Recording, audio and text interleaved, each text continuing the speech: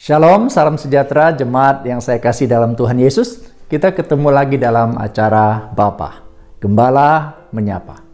Seperti minggu lalu saya pernah sampaikan, kita akan belajar bagaimana mempunyai hati seorang anak dan belajar mempunyai hati seorang bapa.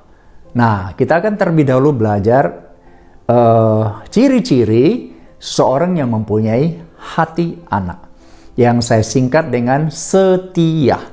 Jadi kita lihat hari ini huruf yang pertama S. S berbicara tentang siap dikoreksi. Hati seorang anak adalah hati yang lembut, hati yang selalu siap dikoreksi oleh Bapak rohaninya. Satu ayat firman Tuhan saya bacakan dari 1 Timotius pasal 5 ayat 1 sampai 2. Janganlah engkau keras terhadap orang yang tua, melainkan tegurlah dia sebagai bapa. Tegurlah orang-orang muda sebagai saudaramu, perempuan-perempuan tua sebagai ibu, dan perempuan-perempuan muda sebagai adikmu dengan penuh kemurnian. Ini adalah bagian dari surat pastoral yang ditulis oleh Rasul Paulus kepada Timotius, seorang gembala yang masih muda. Di sini boleh dikatakan adalah surat yang ditulis untuk menegur Timotius. Di sini dikatakan, janganlah engkau keras terhadap orang yang tua, tapi tegurlah dia sebagai bapa, tegur anak muda sebagai saudaramu, perempuan tua sebagai ibu, perempuan muda sebagai adikmu. Menurut saudara sekalian, apakah Timotius mempunyai hati seorang anak? Apakah dia siap dikoreksi? Sebenarnya dari bagian firman ini kita sudah bisa melihat. Karena kalau Timotius tidak punya hati siap dikoreksi, ayat ini pasti tidak akan muncul di dalam 1 Timotius, betul? Karena pada zaman itu tidak ada khotbah. Jadi mereka hanya membacakan surat-surat Rasul Paulus bahkan setiap minggu kepada jemaat. Bayangkan saja ya, kalau bagian ini adalah menegur Timotius dan dia merasa nggak bisa terima, tersinggung, nggak enak hati begitu. Dia bisa saja bagian ini dia lewatkan, dia tidak baca.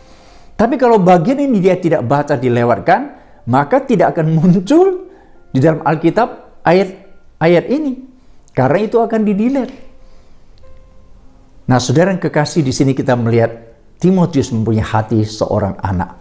Dia siap dikoreksi. Dia mau dikasih tahu.